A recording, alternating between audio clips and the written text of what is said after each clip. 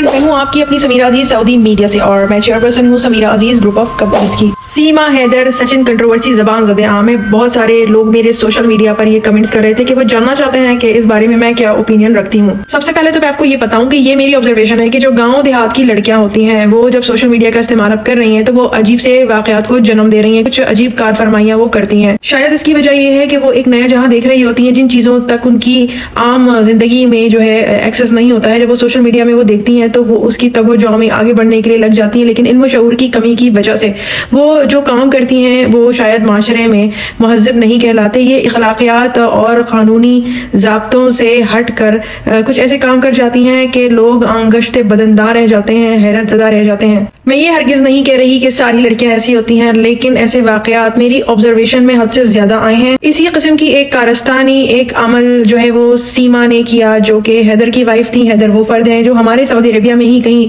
Labour की मुलाजमत कर रहे हैं। बड़ा अफसोस हुआ मुझे हैदर साहब पर। पबजी जैसे गेम इस उम्र में खेलना, जैसे सीमा का जो कहना है कि वो 27 साल की हैं, तो 27 साल की जब औरत जो कि बच्चों की माँ है, जिसकी जिम्मेदारियां हैं, और वो पबजी खेलने में अपना टाइम लगाती है, तो ऐसी बंदी का जो मेंटल लेवल है और जो कि एहसास जिम्मेदारी है उसका अंदाजा लगाना कोई मुश्किल काम नहीं। और एक रिसर्च है जो ये कहती थी कि ये जो लोग हद से ज्यादा गेम्स में पड़ जाते हैं वो जहनी तौर पर मफलूज होकर रह जाते हैं और उसके बाद उनका दिमाग कुछ भी सोचने समझने की सलाहियत से आरी हो जाता है। वो डिप्रेशन में और दिमागी मर्ज का एक शिकार होते रहते हैं और उसके बाद वो इस किस्म की चीजें कर सकते हैं। अफसोस तो ये कि सीमा ने जब ये किया तो उसके साथ उसकी 4 जिम्मेदारियां थी और उसने उन जिम्मेदारियों को भी एक खतरे में डाल दिया। किस किस्म की जिंदगी उसने अपने उन बच्चों को दे डाली। सचिन के घर वालों ने इस वक्त तो उसको एक्सेप्ट किया हुआ है, जाहिर है अभी नई नई जिंदगी है, नई नई वो आई है और सारे लोग उनके घर में जो है एक क्राउड लगाए हुए हैं, हुजूम लगाए हुए हैं, मीडिया वालों का आना जाना है। लेकिन बाद में अभी जिंदगी तवील है, लंबी है। ये जो 4 बच्चे 4 जिम्मेदारियां वो अपने साथ लाई है, सचिन वो जिम्मेदारियां कब तक उठाएगा? आगे जाकर इनकी जिंदगी में जब हकाइक खुलेंगे और उसके बाद सीमा को जब इन हकीकतों का सामना करना पड़ेगा। अफसोस कि उसके साथ साथ वो जो 4 जिंदगियां हैं जो किसी और के बच्चे हैं, जो किसी और मुल्क से ताल्लुक रखते हैं, वो भी बेचारे अपनी बदनसीबी का मातम करेंगे सिर्फ एक गलत माँ की वजह से। मुझे सीमा का ये अमल कतई पसंद नहीं आया। सबसे पहले तो ये कि उसका जो शौहर है वो कहीं पर रोजगार कमाने गया था सऊदी अरेबिया में, कमा कर मेहनत करके, क्योंकि मैं यहाँ रहती हूँ, मेरी अपनी कंस्ट्रक्शन कंपनी भी है, मेरे पास भी लेबर्स हैं।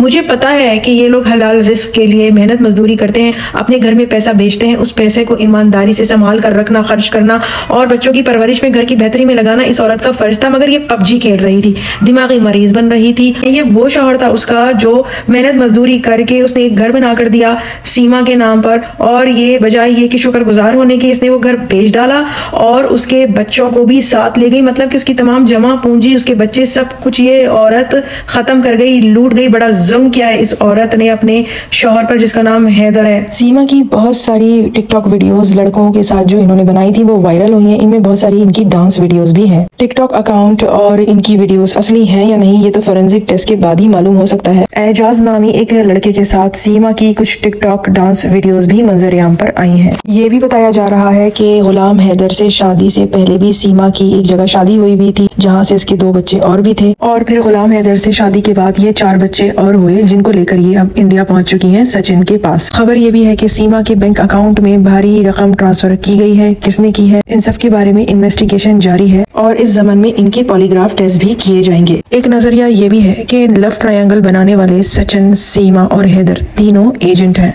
इसके बाद सामीन, ये औरत बड़ी मक्कारी से अपनी गलती को ढांपकर अपनी गलती को जस्टिफाई करते हुए ये कहती है कि वो जो उसका शौहर था वो उसके साथ बदसलूकी करता था, इज्जत नहीं करता था। मुझे समझ नहीं आया कि लॉन्ग डिस्टेंस से वो कितनी बदसलूकी कर लेता होगा। ज्यादा से ज्यादा फोन पर डांट देता होगा एंड आई एम श्योर कि वो उसे पबजी की लत लगने पर ही नाला और फिक्रमंद रहता होगा। तो जनाब, फोन तुम्हारे हाथ में है, तुम बंद कर दो। अगर वो तुम्हें डांट रहा है, क्यों डांट रहा है, तुम्हारी गलती पर डांट रहा है, ये भी जानना बहुत जरूरी है। और उसके बाद जब लॉन्ग डिस्टेंस तुम उस शौहर से नहीं निभा सकी तो अब तुम सचिन के घर जाकर ज्वाइंट फैमिली सिस्टम में जाकर कितना निभा पाओगी ये भी दुनिया देखेगी। इसके अलावा जो उसका जो शौहर है उसका मौक़िफ़ जब सामने आया तो वो अब भी अपील कर रहा है, अपनी बीवी को बुला रहा है। वो कह रहा है कि मेरी बीवी किसी दिमागी प्रॉब्लम का शिकार हो गई है, लेकिन मुझे नहीं पता कि उसके शौहर जो उसको बुला रहा है उसकी नीयत साफ़ है या नहीं। कुछ भी हो सकता है, हम किसी की गारंटी नहीं ले सकते। और ये यूँ समझ लें कि ना यहाँ की रही है ना वहाँ की रही है, क्योंकि यहाँ पर वाले भी इसको एजेंट कह रहे हैं, वहाँ वाले भी इसको जासूस कह रहे हैं। ये कहा जा रहा है कि ये पाकिस्तान से जासूसी करके वापस गई है, लेकिन मेरा नहीं ख्याल है कि ये जासूसी करके गई है, क्योंकि कोई भी माँ अपने बच्चों को रिस्क में नहीं डालेगी। इसलिए मुझे नहीं लगता कि ये कोई जासूस है। अब सूरत हाल ये बनेगी कि बच्चे अगर वापस अपने बाप के पास जाते हैं तो वो उनके लिए ज्यादा अच्छा है, लेकिन जो वुमेन राइट्स की तंजीमें हैं, बतौर मैं खुद औरत ही समझती हूँ कि बच्चे अपनी माँ के पास अच्छी परवरिश पाते हैं। मगर ये औरत जब सौतेले बाप के पास बच्चों को ले गई है तो वहाँ इन बच्चों का कोई मुस्तकबिल है भी नहीं। अब ये कि यहाँ पर भी इसको रखा नहीं जा सकता, क्योंकि ये इलीगली वहाँ इंडिया में दाखिल हुई है और वापस भी नहीं जा सकती। तो ऐसी सूरत में किसी तीसरी जगह पर इनको मुंतकिल कर देना चाहिए। बहुत सारी तंजीमें हैं जो इनको असाइलम दे सकती हैं, लेकिन ये रविश बहुत ही गलत चल गई है। अब यूं होगा कि बहुत सारी लड़कियां इसी तरह भाग भाग के जाएंगी और बदले लिए जाएंगे, यहाँ वाले वहाँ वालों से, वहाँ वाले यहाँ वालों से, और ये एक गलत ट्रेंड कायम हो चुका है। महरीन सब्तियान ऑफिशियल में महरीन सब्तियान ने जो अपनी रिपोर्ट पेश की है उसमें इसने ये कहा है कि जिस इलाके से सीमा का ताल्लुक था वहाँ पर एक ऐसा तबका है जिसने ये ऐलान कर दिया है कि वहाँ पर जितने भी हिंदू रहते हैं उनको निशाना बनाया जाएगा अगर सीमा को वापस ना किया गया। तो ये रविश वाकई बहुत खतरनाक बन चुकी है और पाकिस्तानी हुकूमत को इसको कंट्रोल करना होगा। जो सचिन है वो मुझे लाउबाली से लगे, वो सीमा से उम्र में छोटे भी हैं और पबजी वगैरह खेलने वाले ये लोग, इनकी अकल कहाँ पर होती है आप इसका अंदाजा तो आप बखूबी हो ही गया होगा। बहुत ख्याल रखें, इस गेम में इतना ना पड़े कि ये आपको नाक़िसुल अक़ल बना लें। ये जिंदगी जज्बात से नहीं चलती, प्यार जुनूनी होता है, कोई सरहद नहीं देखता, जात पात नहीं देखता, उम्र नहीं देखता, मैं मानती हूँ।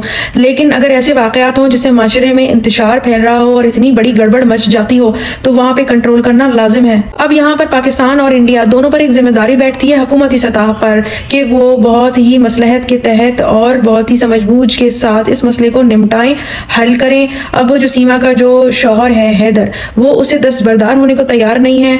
सीमा दस्तबरदार हो सकती है लेकिन बच्चों का क्या? बच्चे अब बड़े होने तक अपनी माँ के पास ही रहेंगे, लेकिन इंडिया में जब सीमा को बहुत सारे लोग एक्सेप्ट नहीं करेंगे, स्वीकार नहीं करेंगे, तो किसी तीसरी जगह ही सीमा और सचिन को शादी करवा के रखना एक अहम जो है वो पेशरफ्त हो सकती है। और जहाँ तक सीमा के साबिक शौहर, अब तो साबिक ही कहेंगे, हैदर का ताल्लुक है, तो मैं उसको एक बदकिस्मत मर्द ही कहूंगी। और लोग मुझे फेमिनिस्ट कहते हैं, लेकिन यहाँ पर मैं हक बात करूंगी कि हैदर के साथ यहाँ पर ज्यादती हुई है। ये बच्चे सीमा के अकेले के नहीं है, उसको कोई हक नहीं है कि वो उन बच्चों का फैसला अकेले करे, खासतौर पर बच्चों के दीन का फैसला, क्योंकि वो तो छोटे बच्चे हैं, उनको जो भी सिखाया पढ़ाया जाएगा वो वही दीन समझ लेंगे, सीख लेंगे। लेकिन उन बच्चों का जो बाप है वो ऐसा नहीं चाहता है, तो यहाँ मसला गंभीर और कॉम्प्लिकेटेड हो जाता है। और यहाँ भी मैं फिर कहूंगी कि सीमा ने अपने शौहर की जान पर जुल्म किया। यहाँ पर उसके जो शौहर जो हैदर है उसके हुकूक जो है वो सल्ब होते हैं और यहाँ पर एक कॉम्प्लिकेशन पैदा हो जाती है। और इन तमाम चीज़ों की जिम्मेदार जो है यही औरत सीमा है। इस वजह से ये औरत मुझे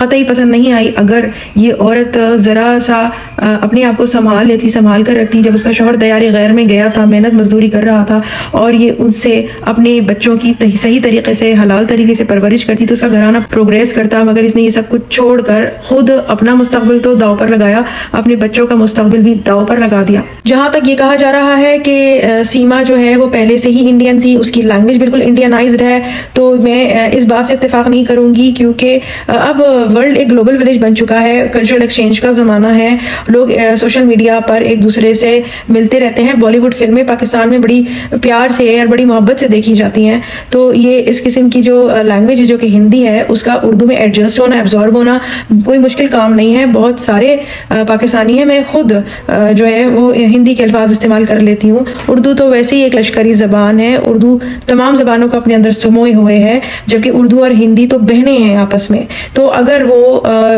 हिंदी लबो लहजे में उर्दू बोलती है तो इसमें कोई बड़ी बात नहीं है। जहाँ तक सीमा के ID कार्ड की बात की जा रही है तो सब जानते हैं कि शनाख्ती कार्ड में पाकिस्तान में उम्रें हमेशा छोटी लिखवाई जाती हैं। पता नहीं क्यों, मुझे ये लॉजिक और ये जहनियत साउथ एशियन ममालिक के लोगों की समझ में नहीं आती कि वो अपनी उम्रें छुपाते क्यों हैं। कि सीमा ने अपनी उम्र जो है वो 27 साल बताई है, जो कि शायद वही सही होगी, वैसे बाई फेस वो इससे भी बड़ी लगती है। अब जो वो अपने बच्चे लेकर कहीं गैरों क्या पहुंची है, और खास तौर पर जो बेटियां हैं, जो लड़कियां हैं उसकी, ये उसने बड़ा गलत और खतरे का काम किया है कि अपने बच्चों को सगे बाप की साए से निकाल कर सौतेले बाप की छतर छाया में वो लाई है, जहाँ पे जॉइंट फैमिली सिस्टम है और जहाँ पर अभी तो लोग खुश हो रहे हैं, लेकिन आगे जाकर वक्त उसको दिखाएगा कि उसने कितनी बड़ी ये हिमाकत की है। एक अहम बात और कि इस कंट्रोवर्सी को लेकर ये बात कही जा रही है कि सीमा को नमाज का नहीं पता, कलमा तैयबा पढ़ना नहीं आता तो वो मुसलमान नहीं है। मुझे इसमें सदाकत इसलिए नहीं लगी कि मैंने भी ऑब्जर्व किया वो इंटरव्यू सीमा का, जब उससे ये पूछा गया कि कलमा सुनाओ तो उसने अपने शोहर की तरफ देखा, इजाजत चाही, और यूं लगा कि उसको मना किया गया है कि अब तुम मजहब क्योंकि बदल रही हो तो अपने पिछले दीन के बारे में तुमने बात नहीं करनी, कलमा भूल जाना है।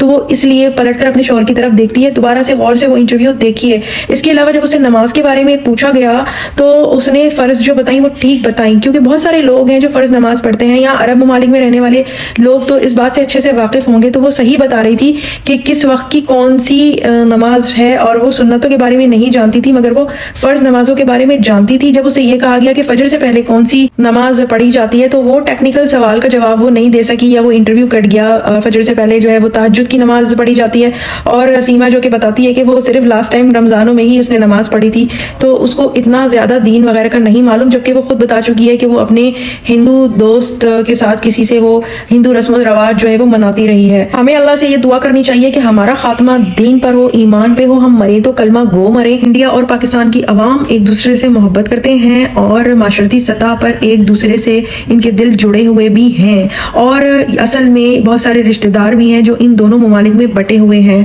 लेकिन इस कंट्रोवर्सी में प्रॉब्लम ये है कि एक तो दोनों अलग अलग मजहब से ताल्लुक रखते हैं, ऊपर से जो सीमा थी वो किसी और की बीवी थी और बगैर अपनी शादी को कानूनी तौर पर तोड़े हुए खत्म किए हुए उसने ये हरकत की। ये जो नादान 5वीं जमात पास औरत सीमा और सचिन हरकतें कर चुके हैं, अब इससे ये होगा कि हर कोई पबजी खेलना शुरू कर देगा और बॉर्डर क्रॉस करके यही हरकतें करेगा। इससे बड़ी मुश्किलात पैदा होंगी। तो बॉर्डर पर सख्त से सख्त अब चेकिंग रखनी चाहिए ताकि दोबारा किसी की जरूरत ना हो कि इस तरह के वाकयात को अंजाम दे। ऑब्वियसली पबजी खेलने वाली नस्ल तो ऐसे ही होगी कामचोर, तो मुझे तो सचिन भी कामचोर ही लगा। तो देखते हैं कि कितने दिन वो सीमा और उसके बच्चों को पालने के लिए मेहनत कर पाता है। खैर वो तो आगे की बात हो गई। आइए देखते हैं कि जद्दा दावा सेंटर के मोहम्मद आकिल साहब इस मसले के बारे में क्या बता रहे हैं। देखिए, एक तो है लीगल एस्पेक्ट इसका। हिंदुस्तान में अगर किसी भी मुल्क में मैरिज कॉन्ट्रैक्ट बना है तो उसका मैरिज कॉन्ट्रैक्ट की कैंसिलेशन बेहद जरूरी है। उसके कैंसिलेशन के बगैर अगर आप दूसरा मैरिज कॉन्ट्रैक्ट करते हैं तो वो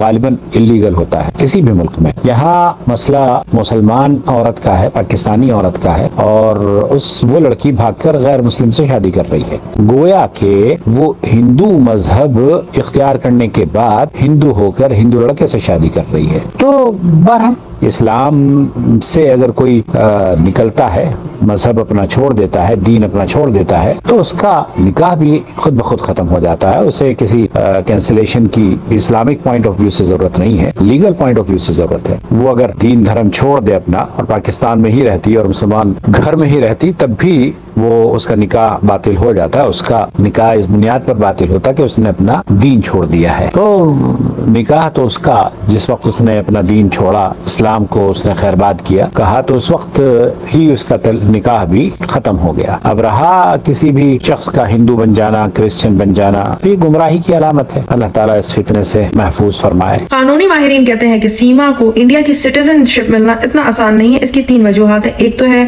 पासपोर्ट, दूसरा सिटीजन एक्ट, और तीसरा फॉरेनर एक्ट। अगर कोई भी गैर मुल्की औरत, फॉरेन वुमेन, किसी इंडियन सिटीजन से शादी करती है तो उसको अपने आप ही इंडियन सिटीजनशिप तो मिल जाती है। लेकिन सीमा के केस में उसने एक गैर कानूनी तरीके से इंडिया में दाखिल होने की गैर कानूनी हरकत की है, तो इस वजह से उसको उसके मुल्क पाकिस्तान में डिपोर्ट होना ही पड़ेगा। और यही वजह है कि सीमा पर सिटीजनशिप बाय नेचुरलाइजेशन का एक्ट लागू नहीं हो सकता। नेचुरलाइजेशन के लिए अगर ये एप्लीकेशन देंगी तो अगर इंडिया में इनकी एंट्री लीगल होती तो तभी इनकी वो एप्लीकेशन कंसीडर होती, मगर वो तो इलीगल तरीके से नेपाल के बॉर्डर के जरिए इंडिया में एंटर हुई। 1951 का एक रेफ्यूजी एक्ट है जो इंडिया ने साइन नहीं किया हुआ है, और इसलिए भी इंडिया सीमा को नेशनैलिटी नहीं दे सकता। मैं आपको बताऊं कि रेफ्यूजी एक्ट में अगर किसी मुल्क का कोई शख्स ये कहता है कि उसे अपने मुल्क में जान का खतरा है, तो फिर उसे असाइलम मिल सकता है किसी मुल्क में जहां वो भाग कर गया है।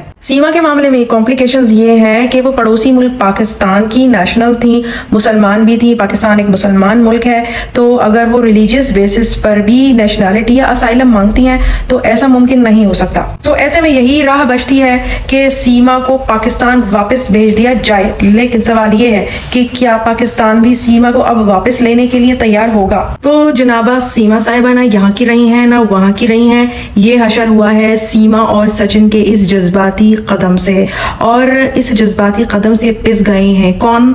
सीमा के वो 4 मासूम बच्चे और उसका साबिक शौहर हैदर। अब सीमा और सचिन को असाइलम देकर किसी तीसरे मुल्क भेजा तो जा सकता है, लेकिन बच्चे उनका क्या, जिनके बाप को फिक्र है अपने बच्चों के दीन, ईमान और तरबियत की?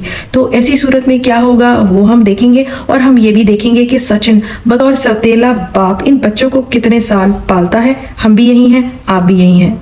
मैं फिर आऊंगी, फिर मिलूंगी किसी नई अच्छी सी वीडियो के साथ। सो चिल्ड्रन, मास्सलामा, बाय बाय।